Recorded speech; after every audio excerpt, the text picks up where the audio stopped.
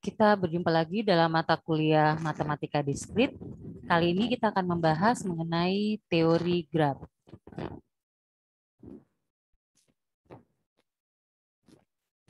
Sejarah graf, ya. Kita awali materi kita dengan sejarah dulu, ya. Nah, masalah jembatan Königsberg pada tahun 1736 oleh matematikawan Swiss Leonardo Euler, ya. Jadi ini cikal bakal teori graf, ya. Jadi di sini ini ada 1, 2, 3, 4, 5, 6, 7 jembatan, ya. Nah, kemudian kita memberi titik, ya. Ini titik D, ini titik A, titik B, dan titik C. Jadi yang daratan-daratan ini kita simbolkan dengan titik, ya. Titik D, titik A, titik B, titik C. Daratan yang di sini itu titik D, ini dia. Kemudian ada 3 daratan di sini, daratan A, B, dan C. Ini A yang di tengah, kemudian B dan C. Nah, graf yang merepresentasikan jembatan Königsberg, ya, simpul atau vertex itu menyatakan daratan seperti yang saya sampaikan tadi. Jadi yang ini simpul, ini simpul A, simpul B, simpul C, simpul D, ini titik. Graf kita gambarkan A, B, C, dan D itu menyimbolkan daratan, ya. Kemudian sisi atau edge itu menyatakan jembatan, ya. Jadi yang ini jembatan, sisinya. Sisi dari A ke B itu jembatan, A ke B ini, B ke A, AC, CA ini jembatan AD, ya. Jadi ini satu jembatan. Kalau A dan C ada 2 jembatan nih, A dan C. Itu sisinya ada 2. AB juga ada 2 jembatan. AD cuma 1 jembatan. Kemudian C ini masih daratan C ke D itu 1 jembatan. Kemudian ini masih daratan B dengan D dihubungkan dengan 1 jembatan juga. Ya. Jadi sisi itu jembatannya, kemudian titik itu daratannya. Nah, masalahnya adalah bisakah melalui setiap jembatan, jadi bisakah kita melintasi semua jembatan tepat 1 kali saja dan kembali lagi ke tempat semula. Jadi ke-7 jembatan itu dilewati hanya 1 kali, kemudian kembali lagi ke tempat semula. Nah, nanti kita akan menemukan bahwa tidak mungkin untuk melewati ke-7 jembatan itu masing-masing hanya 1 kali, sehingga bisa kembali lagi ke tempat semula. Kenapa? Kalau derajat setiap simpul tidak seluruhnya genap. Nah, yang mana itu derajat dan sebagainya, ya, nanti kita akan ketahui setelah membahas tentang teori graf. Oke, kita lihat definisi dulu, ya. Graf atau graf, ya. Graf G didefinisikan sebagai pasangan himpunan vertex dan edge, ya. Jadi V, E. V itu vertex atau vertis atau node, ya, dan E itu edge atau arc, ya. Jadi vertex itu simpul, edge itu sisi, ya. Jadi himpunan, simpul, dan sisi dinotasikan G sama dengan V, E. Ini artinya grafnya adalah himpunan, simpul, dan sisi, ya. Jadi V-nya ini, vertex-nya ini, simpulnya itu bukan himpunan kosong, harus ada simpulnya. E-nya itu, sisinya itu yang menghubungkan sepasang simpul. Jadi kalau ada 2 simpul, H itu menghubungkannya. Ya. Nah, ini contoh-contoh graf. Kita namakan G1 atau graf pertama, G2 graf kedua, G3 graf ketiga. Jadi kita akan lihat masing-masing, pelajari masing-masing tentang graf ini. Ya, kita lihat yang pertama. Simpulnya itu 1, 2, 3, dan 4. Itu simpul. Sisinya adalah ada sisi 12 atau 21, sisi 13 atau 31, sisi 23 atau 32, sisi 34 atau 43, sisi 24 atau 42. Ya. Jadi B1 adalah graf dengan vertexnya atau simpulnya simpul 1, 2, 3, dan 4. Kemudian edge-nya ada 1, 2, 1, 3, 2, 3, 2, 4, dan 3, 4. Ya. Oke. Graf yang kedua, yang ini, vertexnya adalah apa? Ya, 1, 2, 3, dan 4. Itu vertexnya atau simpulnya. Kemudian sisinya atau edge-nya itu ada sisi 1, 2 atau biasa kita sebut dengan E1, ya, sisi 1, 3 atau kita sebut E3 dan E4. Jadi ada dua sisi yang menghubungkan titik 1 dan titik 3. Ada dua, yaitu E3 dan E4. Kemudian sisi 23 itu E2, sisi 2 dan 4 itu E5, sisi 3 dan 4 juga ada dua, yaitu E6 dan E7. Jadi ini dia sisinya. Ya. E1, E2, E3, E4, E5, E6 sampai E7. Ya. Jadi sisi 1, 3 ada dua, dan sisi 3, 4 juga ada dua. Ini dua kali. 3, 4, 3, 4, 1, 3, 1, 3. Ya.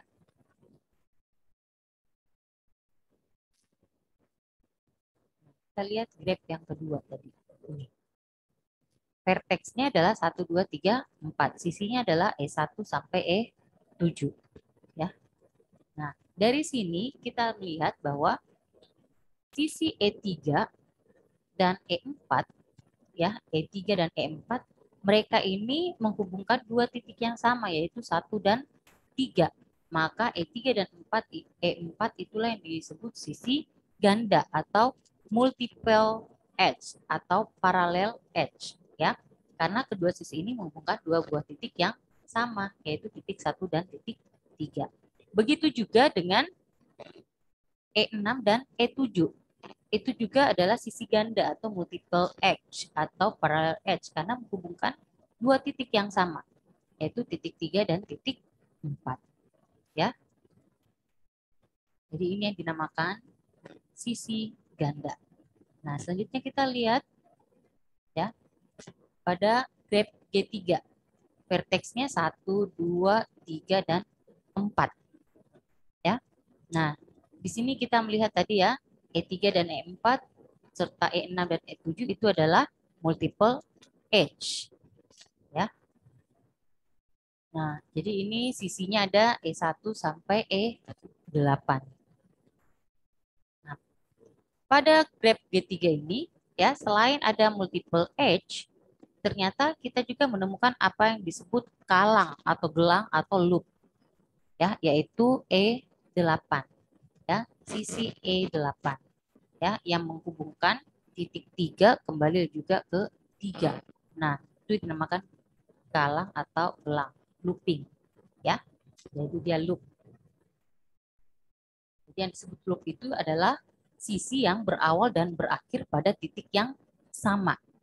Sisi yang berawal dan berakhir pada titik yang sama. Ya, jadi ini ganda, yang ini loop. Ganda itu sisi ganda kalau menghubungkan dua titik yang sama. Loop itu kalau berawal dan berakhir pada titik yang sama. Oke, sekarang kita lihat beberapa jenis graph. Ya. Nah, pengklasifikasian graph itu terbagi-bagi. Nah, kalau berdasarkan ada tidaknya loop atau ada tidaknya sisi atau garis paralel, ya, atau sisi ganda pada suatu graph, maka graph itu digolongkan menjadi dua jenis. Yang mana itu loop dan multiple edge atau sisi ganda tadi sudah ya dijelaskan. Oke. Yang pertama adalah graph sederhana atau simple graph. Dan yang kedua adalah graph tidak sederhana atau unsimple graph. Yang mana itu graph sederhana dan mana graph tak sederhana? Yaitu graph sederhana atau simple graph itu kalau dia tidak mengandung sisi ganda maupun loop. Ya, jadi tidak mengandung gelang atau loop atau kalang, maupun sisi ganda atau multiple edge, ya. Nah, ini graf sederhana. Jadi G1 tadi itu adalah contoh graf sederhana. Nah, graf tidak sederhana atau unsimple graf itu adalah graf yang mengandung sisi ganda atau mengandung gelang. Jadi kalau mengandung salah satunya saja itu sudah tidak sederhana, apalagi kalau dua-duanya dia kandung. Ya, jadi contohnya G2 tadi yang ini dia cuma punya sisi ganda. Nah, dia juga tetap merupakan graf tidak sederhana. Kalau graf 3 ini dia tidak hanya mengandung sisi ganda tapi juga mengandung talang nih di E8 loop. Maka ini juga graf tidak sederhana atau unsimple graf.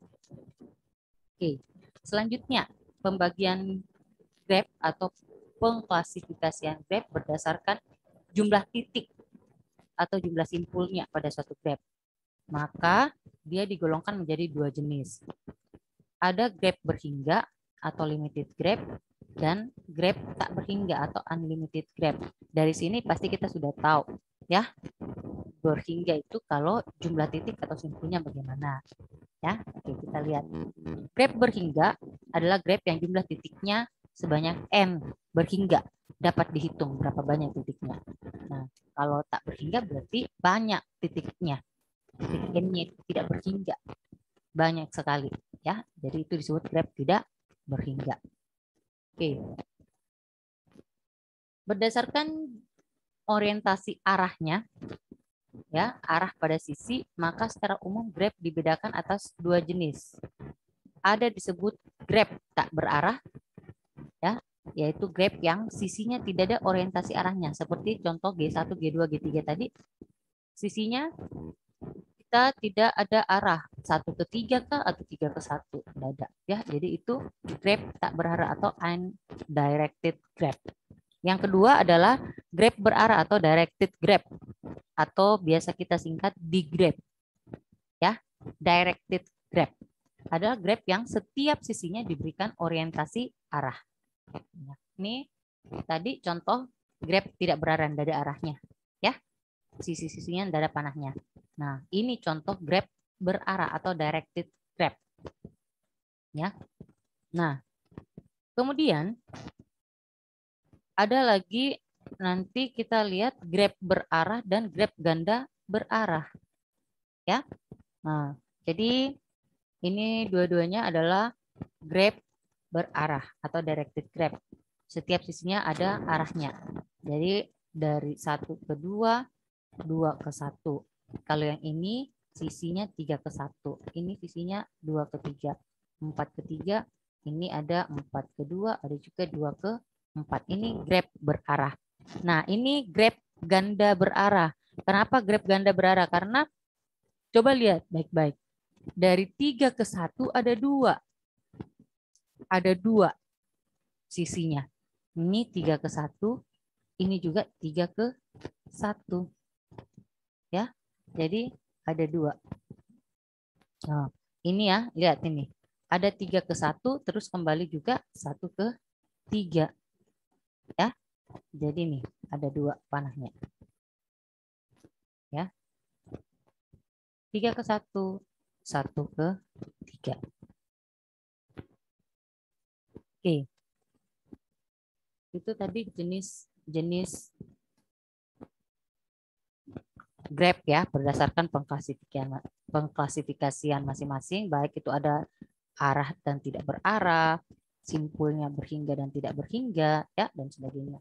Oke, sekarang kita pahami apa yang disebut ketetanggaan atau adjacent. Dua buah simpul dikatakan bertetangga bila keduanya terhubung langsung dengan sebuah sisi. Jadi simpul 1 ini bertetangga dengan 2 dan 3 karena dihubungkan dengan sebuah sisi.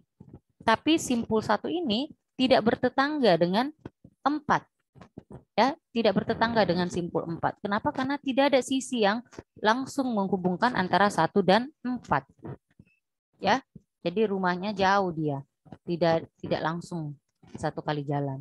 Dia harus lebih dari satu kali jalan, lewat 2 dulu baru ke 4, atau lewat rumahnya 3 dulu baru ke 4. Jadi 1 ke 2 tetangga, 1 ke 3 juga tetangga, ya. Jadi itu namakan tetangga kalau cuma dihubungkan sebuah sisi. Ya. Oke. Kemudian tadi bertetangga, sekarang ada istilah yang kedua, insidensi atau bersisian.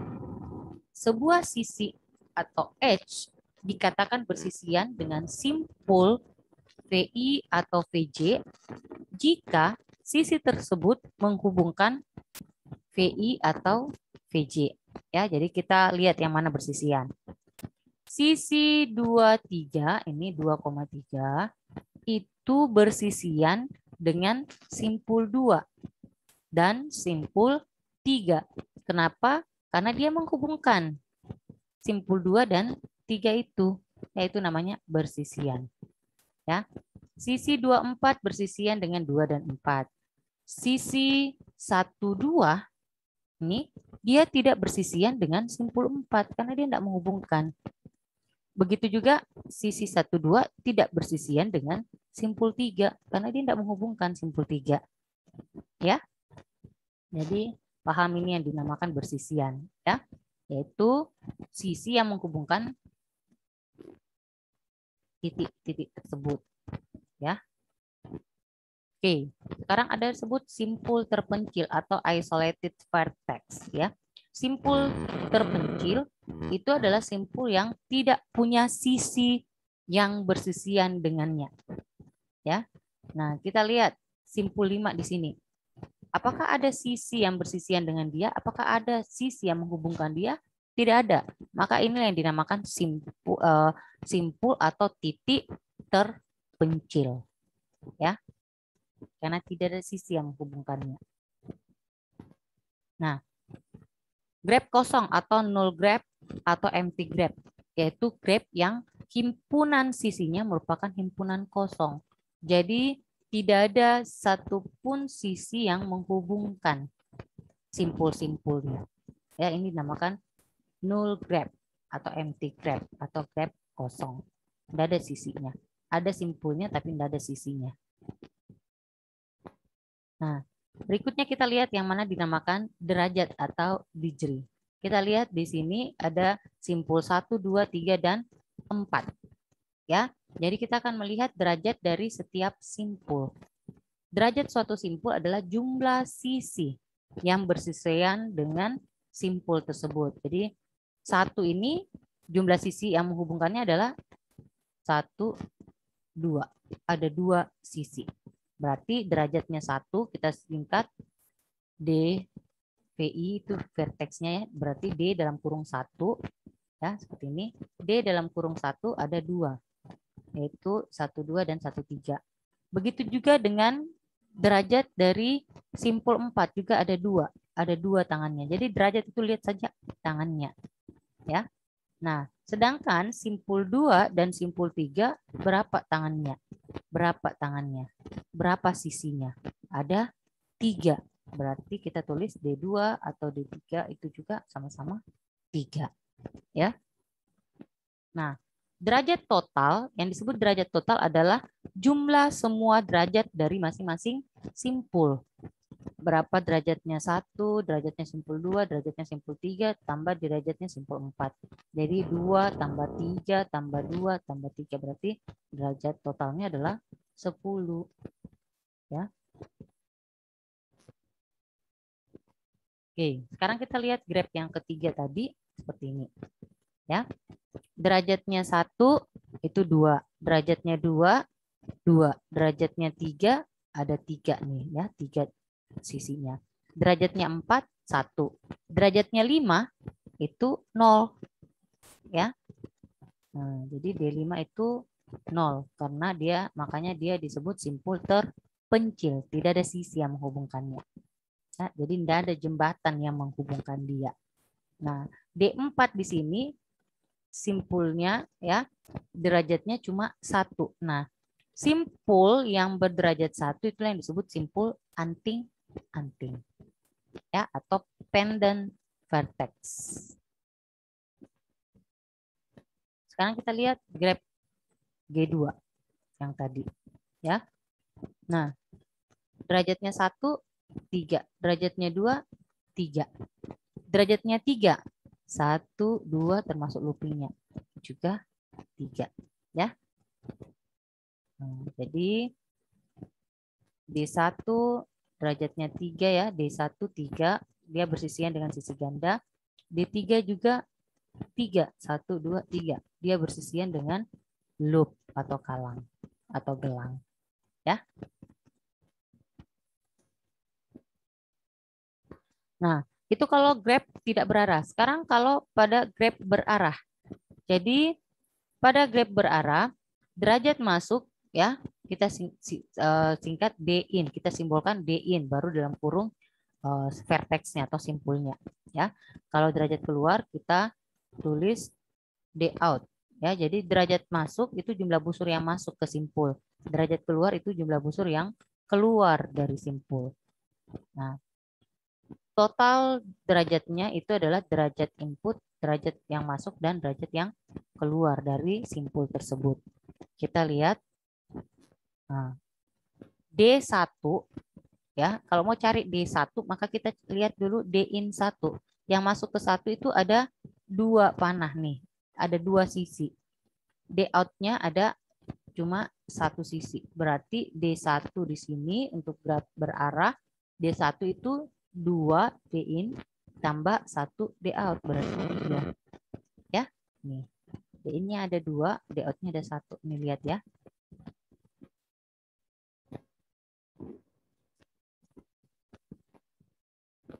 Ini masuk, ini juga masuk. D in-nya ada 2. Sedangkan D out-nya ada 1. Nih. Ya. Oke, sekarang kita lihat D2 yang simpul kedua. Simpul kedua itu D in-nya ada berapa? Yang masuk ke dia juga ada 2. Yang keluar dari dia 1, 2, 3 nih. Ya, berarti derajatnya 5. D3 yang masuk 1, 2. Yang keluar 1, berarti derajatnya 3. D4 yang masuk 1. Yang keluar 1, 2. Berarti derajatnya 3. Ya. D1, 2, 3, D2, 5, D3, 3, D4, 3. Ya. D in tambah D out. Nah, itu derajat. Sekarang kita lihat yang disebut lintasan atau pad. Lintasan yang panjangnya N dari simpul awal vertex 0 ke simpul tujuan vertex N di dalam graf G ialah barisan berselang-seling, simpul-simpul dan sisi-sisi. Jadi simpul sisi, simpul sisi, simpul sisi, simpul sisi, simpul sisi, dan seterusnya. Ya, itu yang dinamakan lintasan. Sedemikian sehingga E1 itu adalah, ya, jadi E1 itu dihubungkan oleh simpul V0 dan V1. E2 itu simpul V1 dan V2. Dan seterusnya. Simpul EN itu dihubungkan oleh sisi EN dihubungkan oleh simpul VN kurang 1 dengan VN. Ya, jadi E itu sisi, V itu simpul vertex. Nah, jadi itu adalah sisi-sisi dari graf. Kita lihat. Lihat graf G1 ya. Jadi ini graf G1. Nah, lintasan dari 1, 2, 4 ke 3 ya. Itu adalah barisan dari sisi 1, 2, 2, 4 dan 4, 3. Maka panjang lintasannya ada berapa sisi? 1, 2, 3 sisi. Ya. Jadi panjang lintasan adalah jumlah sisi dalam lintasan tersebut ini. 1, 2, 3 sisi. Ya, jadi G1 memiliki panjang 3. Kalau dari 1, 2, 4, 3. Ya. Nah, itu panjang lintasan atau pad. Sekarang ada yang disebut siklus atau cycle atau sirkuit ya, sirkuit. Yang mana itu? Nah, perhatikan. Sirkuit atau siklus itu adalah lintasan yang berawal dan berakhir pada simpul yang sama. Kalau contoh yang tadi ini, lintasan ini cuma lintasan. Karena dia berawal di 1, tadi berakhir di 3. Bukan pada simpul yang sama. Dia akan menjadi sebuah sirkuit atau siklus kalau dia berawal dan berakhir pada titik yang sama. Misal berawal dari 1, kembali lagi nanti ke 1. Ya, jadi bisa 1, 2, 2, 3, 3, 1. Bisa 1, 2, 2, 4, 4, 3, 3, 1. Begitu seterusnya. Pokoknya dia berawal di satu titik dan berakhir di titik itu lagi. Ya. Oke. Panjang sirkuit itu adalah jumlah sisi dalam sirkuit tersebut. Panjang lintasan tadi ya, sama. Nah, jadi kalau kita lihat graf G1 ini ya, 1, 2, 3 kembali ke 1 nih. Jadi berawal dari 1 berakhir lagi ke 1. Itu sirkuit. Jadi dia berawal dari sini. Berakhirnya juga di sini lagi nanti. Ya. Nah, kita lihat di sini 1 ke 2, 2 ke 3, kemudian 3 ke 1. Jadi dia tertutup. Ya. Nah, berapa panjang lintasannya? 1, 2, 3 sisi. Berarti dia memiliki panjang sirkuit 3. Ya.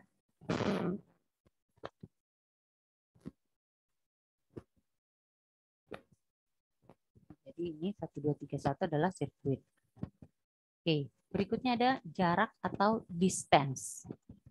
Jarak atau distance antara titik U dan V pada graf G dinotasikan dengan D dalam kurung U, V. Beda tadi ya, kalau tadi derajat itu cuma 1 di dalamnya. 1 vertex di dalamnya, ini derajat ini baru di dalamnya itu adalah pasangan sisi. Ya, titik U dengan titik V. Jadi membentuk sebuah sisi. Ya. Jarak atau distance antara titik U dan V pada graf G itu kita simbolkan seperti ini adalah panjang lintasan terpendek. Jadi untuk menghubungkan dua titik, titik U dan titik V itu kan biasa banyak garis ya yang bisa menghubungkannya. Nah, panjang lintasannya atau jaraknya itu adalah panjang lintasan yang terpendek dari U ke V. Kita lihat nanti contohnya ya. Nah, kalau tidak ada lintasan dari titik U ke V, maka jarak UV itu tak berhingga. Ya, ini simbol dari tak berhingga. Nah, jarak dua titik atau jarak dua titik itu adalah pad atau lintasan terpendek. Ingat itu tadi ya, ini jarak atau distance adalah panjang lintasan terpendek. Ya. Jadi kita simbolkan seperti ini, D, terus vertex 1 dan vertex 2, simpul 1 dan simpul 2. Nah, eksentrisitas dari sebuah titik itu adalah jarak terpanjang suatu titik terhadap titik yang lain. Ya. Jadi kalau jarak itu adalah panjang lintasan terpendek, kalau eksentrisitas itu adalah jarak terpanjang dari suatu titik terhadap titik yang lain. Nah, ada yang disebut jari-jari. Jari-jari itu adalah jarak terpanjang suatu titik terhadap titik yang lain. Ya, jadi eksentrisitas terkecil di antara semua eksentrisitas yang ada. Kita simbolkan dengan RG. Jadi nanti akan ada beberapa eksentrisitas. E dari titik 1, E dari titik 2, E dari titik 3, E dari titik 4 ya. Jadi eksentrisitas titik 1, eksentrisitas titik 2 atau simpul 2, begitu semuanya. Nah, yang paling kecil itulah yang disebut jari-jari dari sebuah graf ya. Nah, yang mana itu diameter? Diameter itu kalau dia adalah jarak terbesar antara dua titik yang ada di grab tersebut. Kita simbolkan dengan D dalam kurung G. Jadi D itu jarak distance grab. Ya, grab. Bukan lagi kalau misalnya D dalam kurung 1 itu berarti derajatnya 1. Kalau D dalam kurung 1,2 berarti itu distance, jarak. Kalau D dalam kurung G itu berarti diameter grab. Ya, bedakan itu simbol-simbolnya tadi. Kita lihat contoh. Ya, jadi ini sebuah grab. Ya, grab G dengan simpul A, B, C, D, dan E. Dari sini kita bisa melihat bahwa jarak B ke E, ya, jarak B ke E, ingat jarak itu tadi adalah panjang lintasan terpendek. Dari B ke E itu kita lihat dia bisa lewat B ke A dulu, baru A ke D, baru D ke E. Berarti 3. Boleh juga lewat sini. Ya, boleh juga lewat B ke C, C ke D, kemudian D ke E. Ya, jadi ini dari B ke E. Ya, berarti sama-sama 3 ya. Sama-sama 3. Berarti jaraknya adalah 3. Ingat, D atau jarak distance itu adalah panjang lintasan terpendek. Nah, dari sini kita melihat eksentrisitas dari A. Eksentrisitas itu yang mana? Jadi, jarak terpanjang suatu titik terhadap titik yang lain. Jarak terpanjang suatu titik terhadap titik yang lain. Ya, kita lihat kalau titik A jaraknya ke B cuma 1, jaraknya ke D cuma 1, jaraknya ke C 1, 2, jaraknya ke E 1, 2. Berarti jarak terpanjang dari A ke titik-titik lainnya itu adalah 2. Ya.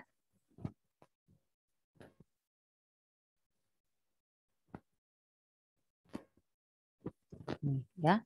Dari A ke titik lainnya, ke B 1, ke C 2, ke D 1, ke E 2. Ya. Jadi ini. Sekarang eksentrisitas dari titik B, jaraknya titik B ke titik-titik lainnya. B ke A itu cuma 1. B ke C itu juga cuma 1. B ke D cuma 1, 2. Kalau di sini 1, 2 juga. Jadi BD 2. B ke E kita lihat 1, 2, 3. Kalau dari B ke E lewat sini, lewat A, 1, 2, 3 juga. Berarti eksentrisitas dari B, ya, jarak terpanjang dari B yang paling banyak lintasannya itu adalah ke E. Jadi eksentrisitas B itu adalah 3. Ya. Sekarang kita lihat eksentrisitas dari C, jarak terpanjangnya ke titik-titik lain. C ke B cuma 1, C ke A 1, 2. C ke D cuma 1. C ke E juga 2 nih. 1, 2. Berarti eksentrisitas C itu yang paling banyak cuma 2. Ya. Sekarang D. D ke A cuma 1. D ke B 2. D ke C 1. D ke E 1. Berarti eksentrisitas D itu yang panjang hanya 2. Sekarang eksentrisitasnya E. E ke D 1. E ke C dia lewat 1, 2. E ke A 1, 2. 2 juga. E ke B 1, 2, 3. Atau 1 kalau C 1, 2, 3. Berarti eksentrisitas E yang paling panjang itu 3. Nah, yang mana disebut jari-jari tadi? Jari-jari adalah eksentrisitas terkecil. Kalau diameter adalah jarak terbesar. Oke, kita lihat. Eksentrisitas terkecil ada 2, 3, 2, 2, 3. Yang terkecil adalah 2. Jadi, ini eksentrisitasnya. Sorry, jari-jarinya. Sedangkan D ya, DG atau distance atau jarak G grab yang terpanjang ya. Jadi yang terpanjang adalah B ke E, yaitu 3. Jarak B ke E ini. B ke E itu yang terpanjang 3. Berarti diameternya adalah 3. Sudah dipahami sampai di sini?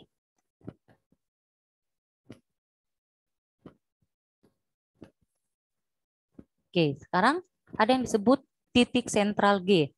Jadi titik sentral G itu adalah titik simpul yang eksentrisitasnya sama dengan jari-jarinya. Ya, titik simpul yang eksentrisitasnya sama dengan jari-jarinya. Kita lihat yang tadi ini, jari-jarinya ada 2. Ya, berarti titik sentral G ya.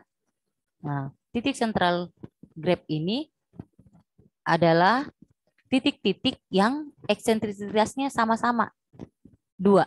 Yang mana saja tuh yang eksentrisitasnya 2? Nih, A, C, dan D. Ya, sama-sama dengan jari-jarinya 2. Jadi di sini titik simpulnya adalah A, titik sentralnya, simpul sentralnya itu A, C, dan D. Ya.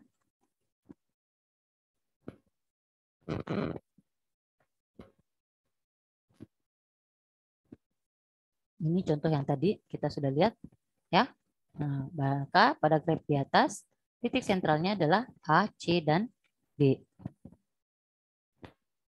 Kita sebut seperti ini, kita simbolkan pusat atau sentralnya G itu adalah simpul A, C, dan D. Oke, kalau tidak ada kesulitan, berarti kalau sudah paham semua ya, berarti sekian untuk hari ini. Sampai jumpa pada pembahasan kita selanjutnya. Sehat selalu.